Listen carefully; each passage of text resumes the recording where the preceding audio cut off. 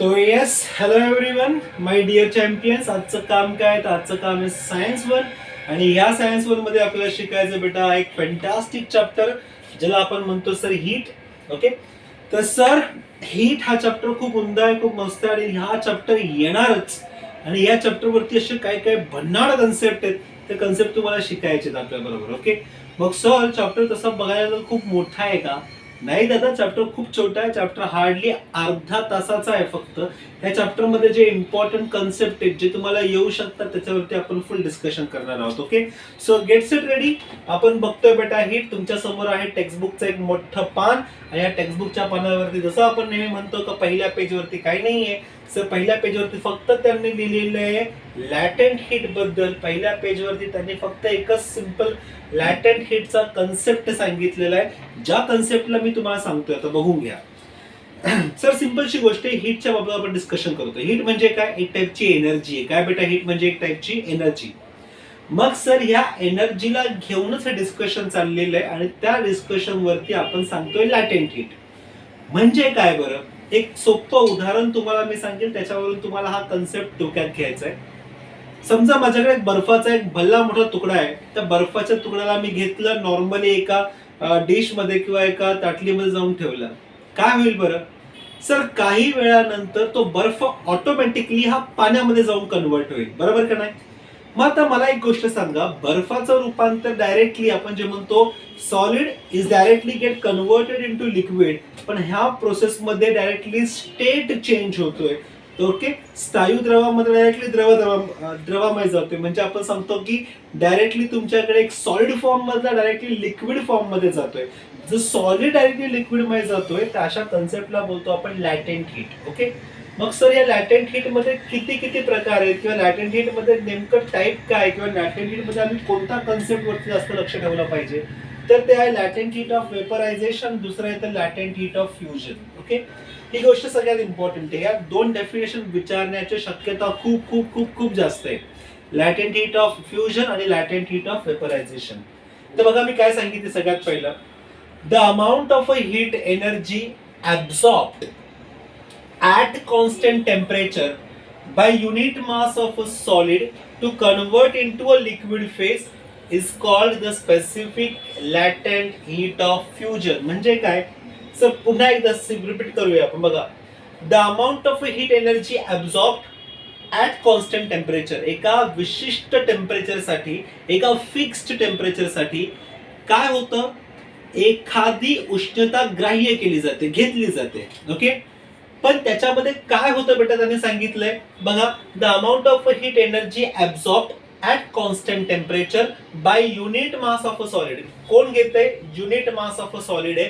To convert into the liquid phase. त्या unit mass म्हणजे mass किती पण घेऊन चालणार का नाही. It may be a 1 gram, it may be a 1 kg, it may be a 1 unit. काही पण घ्या मासचं, पण ते एक एकक असलं पाहिजे, 1 युनिट असलं पाहिजे. So amount of heat energy absorb at constant temperature by unit mass of a substance to convert into the liquid form. Solid is get converted into the liquid form is called the specific latent heat of fusion. म्हणजे काय बेटा? Specific latent heat of fusion म्हणजे एकदम simple सांगितलं, is the amount of energy required to convert a solid state into a liquid state without any change in its temperature is known as latent heat of fusion. बर्फाचा तुकडा घेतला, त्या बर्फाच्या तुकड्याचं directly पाण्यामध्ये जाऊन कन्व्हर्जन झालं, पण याच्यामध्ये कधी पण त्याचं टेम्परेचर चेंज नाही झालं. मग त्या आपण सिंपल सांगू, सॉलिड फॉर्मला लिक्विड फॉर्म मध्ये जाण्यासाठी काहीतरी एनर्जी गेन करावी लागली, काहीतरी हीट गेन करावी लागली. त्या हीटला आपण बोलतोय बेटा specific latent heat of fusion. काय बोलतो त्याला आपण बेटा? Specific latent heat of fusion. Okay, मग बघा पुढे काय, तर नेक्स्ट आहे तर specific latent heat of vaporization. मग काय असेल? The amount of heat energy absorbed at constant temperature by unit mass of a liquid to convert into the gaseous phase is called specific latent heat of vaporization. Now what is mean by specific latent heat of vaporisation? Vapours बनणं म्हणजे वाफ बनणं. Okay, तुम्हाला simple मी उदाहरण सांगतो. तुमच्याकडे आपण ना एक कॅन घेतलं, रॉकेलचं कॅन. त्या रॉकेलच्या कॅनला आपण जर ओपन ठेवलं तर काय होईल? सर ते रॉकेल जे लिक्विड फॉर्म मध्ये आहे ते डायरेक्टली कन्वर्ट होऊन जातं इनटू वेपर्स फॉर्म मध्ये. किंवा पेट्रोलच्या टाकीचं जर झाकण ओपन राहिलं तर त्याच्यामधनं पेट्रोल सगळं उडून जातं. म्हणजे लिक्विड फॉर्म हा कशामध्ये जातो बेटा? लिक्विड फॉर्म हा संपूर्णतः तुमच्याकडे गॅशियस फॉर्म मध्ये जातो. किंवा हातावरती आपण सॅनिटायझर स्प्रे केला तर सगळ्याच्या सगळं सॅनिटायझर हे उडून जातं. मग अशा सगळ्या ज्या गोष्टी आहेत त्या सगळ्या गोष्टींमध्ये लिक्विड हे डायरेक्टली कन्वर्ट होतं इनटू गॅशियस. आणि ह्या सगळ्या प्रोसेसमध्ये तुमचं जे टेम्परेचर आहे ते सेम राहतं. मग ते लिक्विडचं गॅशियस मध्ये कन्वर्ट होताना किती एनर्जीला, किती हीटला गेन केलं जातं किंवा किती हीटला लूज केलं जातं त्याला आपण बोलतो बेटा latent heat of vaporization. Okay, मग आपण सिंपल डेफिनेशन काय ठेवलेली आहे? The amount of heat energy absorbed at constant temperature by unit mass of a liquid to convert into the gaseous phase is called specific latent heat of vaporization. Okay, vapours म्हणजे gas, लिक्विडचं रूपांतर gas मध्ये. उदाहरण तुम्ही लक्षात ठेवा पेट्रोलचं. Okay, मग sir बघा पुढे जाऊया. थोडं पुढे गेल्यावरती बघा आपल्याला कन्सेप्ट मध्ये काय आता ह्या टेक्स्टबुक मध्ये अजून काय काय आहे ते आहे रेग्युलेशन वाला कन्सेप्ट. आता रेग्युलेशन म्हणजे काय? तुमच्या समोर मस्तपैकी एक बर्फाची लादी ठेवलेली, पूर्णच्या पूर्ण बर्फाची लादी. त्या लादीवर त्यांनी काय केलं? एक तार लावली, त्या तारला 2 मास अटकवलेले. काय होतं सर? हे दोन्ही मास आहेत नाही, दोन्ही वेट आहेत नाही, काय करतात? त्या तारेवरती प्रेशर क्रिएट करतात. जर या मासने त्या तारेवरती प्रेशर क्रिएट केलं तर ते आपोआप काय होतं बेटा? खाली खाली खाली खाली चाललं जातं. मग ही जी तार आहे ती बर्फाला कापते आणि बर्फाला कापून कापून कापून कापून आतमध्ये जाते. मग माय डिअर, ह्या गोष्टींमध्ये होतं काय माहितीये का? जर ही तार त्या बर्फाला कापून कापून कापून आतमध्ये जात असेल ना तर ह्या कन्सेप्ट मध्ये बर्फाचे जे 2 तुकडे व्हायला पाहिजेत. पण तसं बघायला गेलं तर बर्फाचे तुकडे होत नाही, कारण की तार पास होते. पण ते बर्फाची एक प्रॉपर्टी, बर्फ जर जवळ असेल ना तर बर्फ एकमेकांना परत जाऊन चिपकतात. होय, सिंपल उदाहरण तुम्हाला सांगायचं ठरलं, तुम्ही कधी गोळा खायला लागला, गोळा, बर्फाचा गोळा खूप मस्त असतो. बर्फाला पूर्ण किस केला जातो, त्या किसला परत दाबून दाबून एका ग्लासचं शेप आणलं जातं आणि त्याला परत गोळा तयार करतो आपण त्याला. म्हणजे काय होतं? दिस इज नोन एज रेग्युलेशन. बर्फाचं परत एक प्रॉपर्टी आहे, त्या प्रॉपर्टीला परत बर्फ जर दाबला, प्रेशर देऊन दाबला तर त्याचा मोठा गोळा तयार होईल. तुम्ही आज देखील घरात हे ट्राय करू शकता. काय कराल? सर, आमच्या घरामध्ये फ्रीज आहे, त्या फ्रीजमध्ये एक भल्ला मोठा बर्फाचा ट्रे, त्या ट्रे मधले भरपूर सारे बर्फाचे मी गोळे काढले आणि त्या बर्फाच्या गोळ्यांना मी एक रुमालामध्ये ठेवलं आणि त्या रुमालाला मी घट्ट अशी गाठ मारली. तर काय होईल सर? जेवढे पण तुम्ही पीसेस घेतलेत ना बर्फाचे, ते सगळेच्या सगळे पीसेस हे एकमेकांना टाईटली बांधून राहतील आणि टाईटली बांधून राहिल्यावरती काय होईल? ते सगळेच्या सगळ्या पीसेसचा एक मोठा असा गोळा तयार होईल. ओके, मग हे काय आहे? ह्या प्रोसेसला बोलतो आपण सर रेग्युलेशन प्रोसेस बोलतो. ओके, हा कन्सेप्ट तुम्हाला समजला पाहिजे, रेग्युलेशन वाला कन्सेप्ट काय आहे. ओके, सर जाऊयात पुढे. बघा आता नेक्स्ट काय उदाहरण सांगितलं याच्यामध्ये, अनॉमलस बिहेवियर ऑफ वॉटर. खूप फॅन्टास्टिक बिहेवियर आहे, इट्स नोन एज अनॉमलस बिहेवियर. पाण्याचं असंगत आचरण याला मराठीमध्ये म्हटलं जातं. सर काय पाण्याचं बिहेवियर? तर आपण बघा ग्राफद्वारे जाऊयात. सगळ्यात पहिलं माझ्याकडे इकडे एक्स ऍक्सिस आहे. एक्स ऍक्सिस वरती काय बेटा? टेम्परेचर म्हणजे तापमान. वाय ऍक्सिस वरती गेल्यावरती we have a specific volume. Ice यानी की बर्फ काय शो करतं किंवा पाणी काय शो करतं? जेव्हा 0 डिग्री असेल, 0 डिग्री असल्यावरती त्याचं एक काहीतरी विशिष्ट आकारमान आहे, विशिष्ट व्हॉल्यूम आहे. जसं टेम्परेचर वाढत जातं ते व्हॉल्यूम कमी कमी कमी कमी होत जातं. एका स्पेसिफिक डिग्रीसाठी, लेट्स से 4 डिग्रीसाठी जर मी गेलो तर त्या 4 डिग्रीसाठी त्याचं व्हॉल्यूम ऑलमोस्ट कमी होतं. आणि परत जर मी 4 डिग्री सेल्सिअसच्या पुढे जर टेम्परेचर घेऊन गेलो तर या 4 डिग्री सेल्सिअसच्या वाढत्या टेम्परेचरमुळे त्याचं परत व्हॉल्यूम काय होतं बेटा? वाढतं. मग याला म्हटलं जातं अनॉमलस बिहेवियर ऑफ वॉटर. मग ते एक्झॅक्टली स्टडी बघा कसं करतो आपण. हे स्टेटमेंट तुम्हाला खूप जास्त महत्वाचे. हे स्टेटमेंट तुम्हाला सर्व काही याच्यावर सांगून जातील. या 3-4 लाईन तुम्ही फक्त लक्षात ठेवायच्यात. ओके, तर टेक्स्टबुक मधले हे 5 लाईन तुम्हाला इम्पॉर्टंट आहेत. बघा अनॉमलस बिहेवियर वरती एक एक पॉइंट डिस्कस करूया. In general, when liquid is heated up to a certain temperature, it expands. जर पाण्याला आपण तापवलं तर ते पाणी एक्सपांड होतं, मोठं होतं, ओके, वाढतं. And Wien it cooled it contracts. ज्याला आपण कूल केलं तर काय होतं बेटा? कॉन्ट्रॅक्ट होऊन जातं. Water however shows a special and exceptional behaviour. पाणी फक्त त्याला स्पेशल आणि एक्सेप्शनल बिहेवियर दाखवतं. If we heat water from 0 degree Celsius to 4 degree Celsius it contracts instead of expanding. जर आपण काय केलं, if we heat water from 0 degree Celsius to 4 degree Celsius, 0 पासून जर मी 4 पर्यंत गेलो, it contracts instead of expanding. ते काय होतं, कॉन्ट्रॅक्ट होतं. At 4 degree Celsius its volume is minimum. 4 degree Celsius त्याचा व्हॉल्यूम काय असतं बेटा, minimum, due to what, due to contraction. If the water is heated further, जर पाण्याला पुन्हा हीट केलं, it expand and its volume increases. And this type of behaviour जर तुम्ही पाहिलं, एकदा तुमचं व्हॉल्यूम कमी होतं 0 पासून ते 4 पर्यंत, आणि परत 4 पासून तुम्ही परत गेलात तर व्हॉल्यूम तुमचं परत काय होतं बेटा, वाढतं. This property is nothing but the anomalous behavior. Okay, the behavior of water between its temperature from 0 degree Celsius to 4 degree Celsius is called anomalous behavior of water. Concept काय सांगतोय, टेम्परेचर दिल्यावरती ते एक्सपांडच व्हायला पाहिजे, मोठंच व्हायला पाहिजे. पण 0 डिग्री सेल्सिअस पासून जर तुम्ही 4 डिग्री सेल्सिअस पर्यंत गेला तर पाण्याला टेम्परेचर दिल्यावरती त्याचं सिंपल काय होतं बेटा, त्याचं व्हॉल्यूम कमी कमी होत जातं. हे कुठेतरी काहीतरी एक आपण म्हणतो ना, एक अनॉमलस बिहेवियर आहे. ते अनॉमलस बिहेवियर म्हणजे आपल्याला हे वाला बिहेवियर आहे. ओके ओके, मग आता बघा हा कन्सेप्ट आणि हा प्रश्न एक्झाम मध्ये तर बेटा नक्कीच येणार आहे. याला तुम्ही नक्कीच लिहून पण ठेवणार आहे. ओके, आणि हा खूप चांगला प्रश्न आहे. त्यानंतर तुम्हाला येतं ह्या चॅप्टर मध्ये इम्पॉर्टंट काय तर मी सांगेन, होप्स ॲपॅरेटस. ओके, होप्सचं उपकरण. मला नाही वाटत की याच्यावरती तुम्हाला कोणता प्रश्न विचारू शकतील, पण तुम्ही स्किप केला तरी चालेल. नंतर तर aquatic animals in cold region, ते सर्व्हाइव्ह कसे करतात aquatic animals in cold region हे आपल्याला सांगायचं असतं. एकदम सिम्पलचं कन्सेप्ट आहे ॲक्वॅटिक ॲनिमलचा, याच्यावरती पण प्रश्न येण्याचे चान्सेस आहेत. Okay sir, aquatic animal survive कसे करतात in cold region or in ice region. तर तुम्ही नॉर्थ साईडला कधी गेलात तर नॉर्थला भरपूर बर्फच असतो. सर, बर्फ बनण्याची प्रोसेस समजून घ्या, मग तुम्हाला हे ॲक्वॅटिक ॲनिमल इथे सर्व्हाइव्ह कसे होतील ते समजून येईल पूर्णपणे. आज तुम्ही घरी जाऊन एक एक्सपेरिमेंट करा, छोटूसा एक्सपेरिमेंट. घरात प्रत्येकाचा फ्रीज तर आहेच, फ्रीजर तर आहेच आहे. एक वाटी घ्यायची स्टेनलेस स्टीलची, त्या वाटीमध्ये पाणी भरायचं आणि त्या वाटीला फ्रीजर मध्ये जाऊन ठेवायचं. काय होईल सर, त्या वाटीच्या अवतीभोवती ना असे क्रिस्टल जमा होतील पाण्याचे. तुम्ही अर्ध्या तासाने किंवा 1 तासाने जर चेक केलं तर वाटीला सगळ्यात वरची जी लेअर असते त्या लेअरला असा बारीक बर्फाचा एक पापुद्रा तयार होईल. तुम्ही जर कधी गेलात तर टाक टाक असं मारा, तुम्हाला बघा ते फुटल्यावरती ना आतमध्ये असं पाणी असणार, वरतून बर्फ असणार.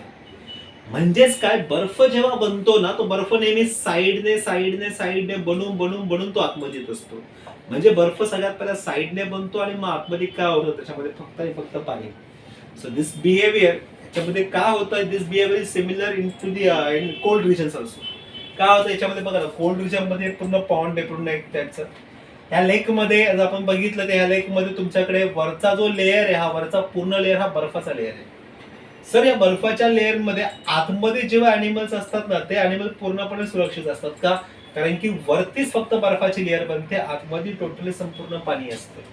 मग याच्यामध्ये संपूर्ण जे ॲनिमल्स आहेत ते सर्व्हाइव्ह करू शकतात. ओके, याचं अगेन सिम्पल रिझन तुम्ही टेक्स्टबुक मधून पाहिलं तर खूप छान आहे, त्याच्यामध्ये एकदम मस्त लिहिलेलं आहे पूर्ण त्या कन्सेप्ट वरती. Okay, next is due point and humidity. आता ड्यू पॉइंट कधी असतो तर मोस्टली आपण जर बघितलं थंडी दिवस चालू आहे, सकाळी सकाळी आपण जर गाडीच्या काचेवरती पाहिलं तर गाडीच्या काचेवरती असे ड्यूज जमा झालेले असतात. तर ते ड्यूज आणि ह्युमिडिटी काय एक्झॅक्टली तर आपल्याला ते बघायचं. बघा, समजून घ्या, एक लाईनला समजून घ्या.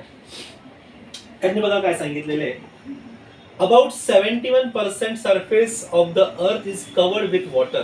71% भाग पाण्याने व्यापलेला आहे. Due to constant evaporation of water, water vapor is always present in the atmosphere. Continuous evaporation होते बेटा, continuous evaporation होते. जर तुम्ही नदीच्या बाजूला असाल राहायला तर तुम्हाला ती गोष्ट खूप फील होईल. ओके, तुम्हाला गोष्ट ती समजेल पूर्ण. नदीच्या बाजूला जास्त आर्द्रता असते किंवा जास्त थंडी असल्यामुळे तिथे जास्त वेपर्स जमा होतात. Okay, so due to constant evaporation of water, water vapour is always present in the atmosphere. The amount of water vapour in the atmosphere help us to understand the state of daily weather. किती आर्द्रता आहे त्याच्यावरून आपण दिवसाचं एक तापमान किंवा दिवसाचं एक हवामान पूर्ण डिसाईड करू शकतो. The presence of water vapour in the air makes it moist. किती वॉटर वेपर्स आहेत तिथला काय करतात, मॉइस्ट बनवतात. The moisture in the atmosphere is called humidity. किती मॉइश्चर प्रेझेंट आहे ॲटमॉस्फिअर मध्ये त्याला काय बोलतो बेटा आपण, त्याला बोलतो आपण humidity. Okay. For a given volume of air at specific temperature there is a limit on how much water vapor the air can contain. हे पण इम्पॉर्टंट आहे. ओके. नेक्स्ट बघा याच्यामध्ये, if the amount exceed this limit the excess vapor convert into the water droplet. जे access vapour कशात जाईल ते पाण्याच्या छोट्या छोट्या ड्रॉपलेट्स मध्ये जाईल. ओके. पण त्यांनी मला काय सांगितलं, when the air contain maximum possible water vapor it is said to be saturated with the vapor at that temperature. मग ते काय झालं, ते स्थिर झालं, सॅच्युरेटेड झालं. The amount of vapor needed to saturate the air depend on the temperature of the air. ते कशावर डिपेंड आहे बेटा, ते डिपेंड आहे पूर्णपणे temperature of the surrounding air also. If air temperature is low it will need less vapor to saturate the air. जर temperature जर खालचं कमी बाहेरचं कमी असेल तर त्याला काय लागेल, it needs less vapor to saturate the air. Okay. For example, if temperature of air is 40 degrees Celsius, it can contain 49 gram of water vapor per kilogram of dry air without condensation.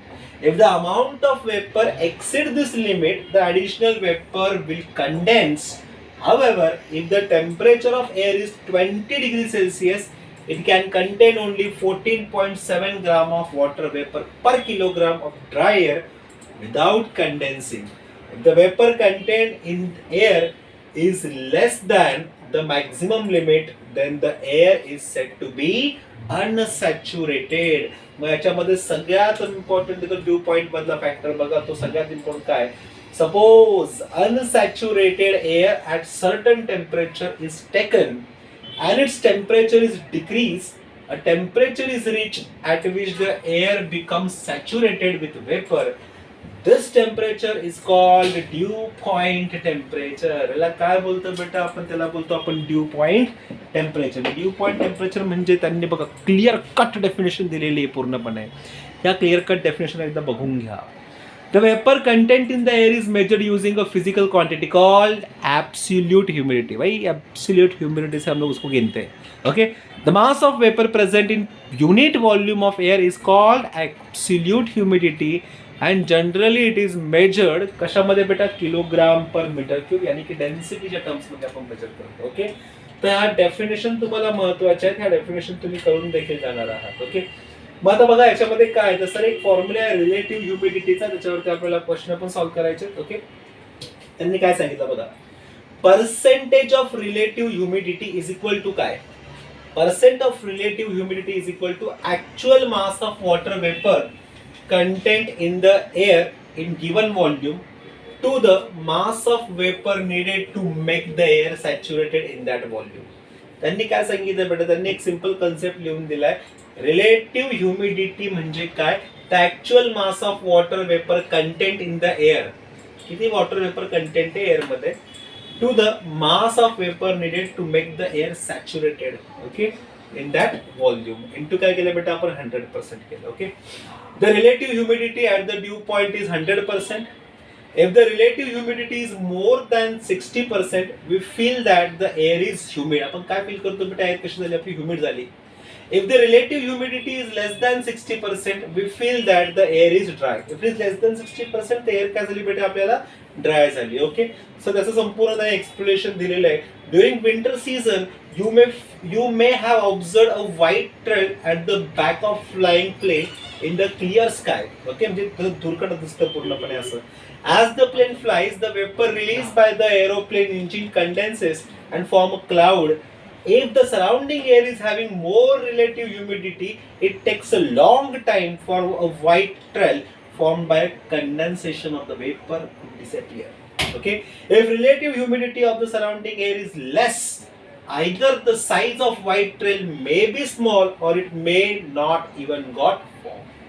But it may not give form. जिथे बनत पण नाही. कधी होईल, if the humidity of the surrounding air is less, म्हणजे तुम्हाला ह्युमिडिटीच नसेल किंवा कमी असेल खूप, तुम्हाला ते धुरकट रेषा बनणार पण नाही किंवा खूप पातळ देखील बनेल. ओके, चलो नेक्स्ट. सर मग युनिट ऑफ हीट कोणते कोणते आहेत? तर बेटा दोनच युनिट आहेत. एसआय युनिट जेव्हा मोजतो तर एसआय युनिट मध्ये काय येतं बेटा? एसआय युनिट मध्ये आपल्याला येतं जूल आणि सीजीएस युनिट मध्ये येतं बेटा कॅलरी. मतलब डिफाइन कसं करतो बघा. The amount of heat necessary to raise the temperature of 1 gram of water by 1 degree Celsius from 14.5 degree Celsius to 15.5 degree Celsius is called 1 calorie heat. काय सांगितले बेटा आपण? 1 calorie heat म्हणजे काय?